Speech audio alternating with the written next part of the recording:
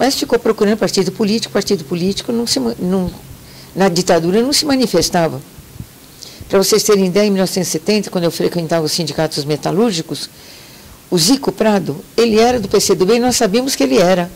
E ele tinha vindo de Santa Fé e de Jales, que era a terra do Aurélio Pérez. A gente encostava no Zico, o Zico não abria a boca. Não abria a boca. E a gente queria, sabe o que nós queríamos? O documento da luta armada da guerrilha do Araguaia. Porque todos nós sabíamos que o PCdoB tinha um documento sobre a luta armada. E ele se esquivava de nós. O irmão dele também era do PCdoB e se esquivava. Então ninguém se manifestava. Aí o Tom arrumou um grupo de professores que ele fazia, juntava 15, 20 professores nas casas mais ricas, né?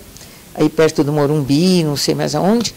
E ele fazia uma palestra para eles, falando da ditadura, como é que estavam as coisas, etc. O que ele entendia aí do marxismo, o que ele entendia do capitalismo, do socialismo. E esses professores, era que nem uma taxa, uma condição, que cada um dava uma contribuição e eles recolhiam, tipo meio salário mínimo, não chegava a um salário mínimo, e davam para ele sobreviver. E aí, por isso que ele tomava muita condução, porque ele cada dia ficava num lugar, cada dia num lugar. Quando foi isso, em 1968, fim de 68, ele deixa a igreja e ele começa a viver essa vida de um dia em cada casa e com esse grupo de apoio que dava a sustentação material para ele. As freiras lá de perto do Café Solúvel, na Jardim Joaniza, elas foram as primeiras que permitiram o Movimento contra a Caristia fazer uma assembleia lá. Foi a primeira assembleia, antes do Arquidiocesano, reuniu umas 5.000 pessoas lá já. Elas, as madres superioras, viam com muito cuidado, não deixavam, mas as freirinhas arrumavam uma casa lá no fundo para o Tom, diziam, olha, você pode ficar aí, fica 3 dias em vez de 1. Como elas não podiam levar comida, porque a madre superior havia, elas arrumavam vinho e chocolate, e ele vivia com vinho e chocolate. Porque elas diziam assim, olha, o vinho dá energia e o chocolate alimenta. E aí ele comia vinho e comia o chocolate e tomava vinho. E aquelas do Coração de Jesus também faziam isso, punham ele lá num quarto, dormia de noite. Então, alguma noite ele ia dormir lá, outras noites ele ia nas periferias na Dona Ida, mas depois veio o Vital, ele não pôde ir mais. E assim foi, né? Bom, fim de 68 para 69...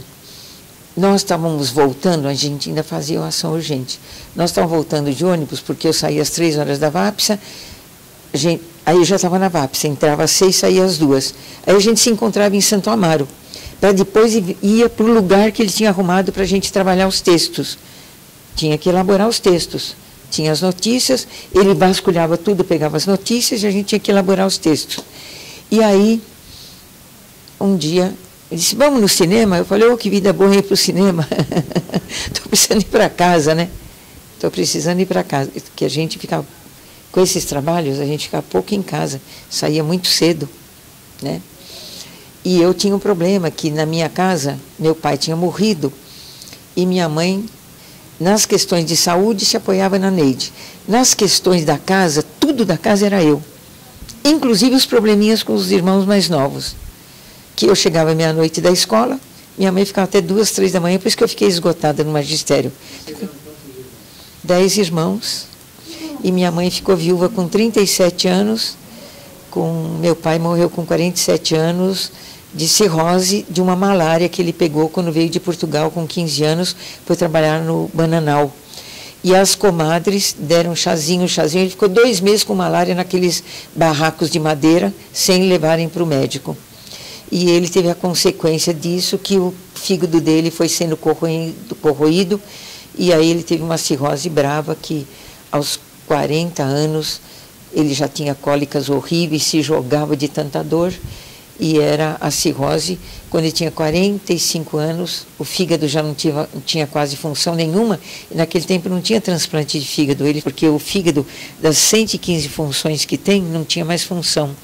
Ele não tinha um dente estragado, enxergava bem, tinha uma saúde de ferro, mas o fígado não tinha mais função, por conta da malária que ele teve nos Bananais de Santos, quando eu tinha 15 anos, que veio de Portugal.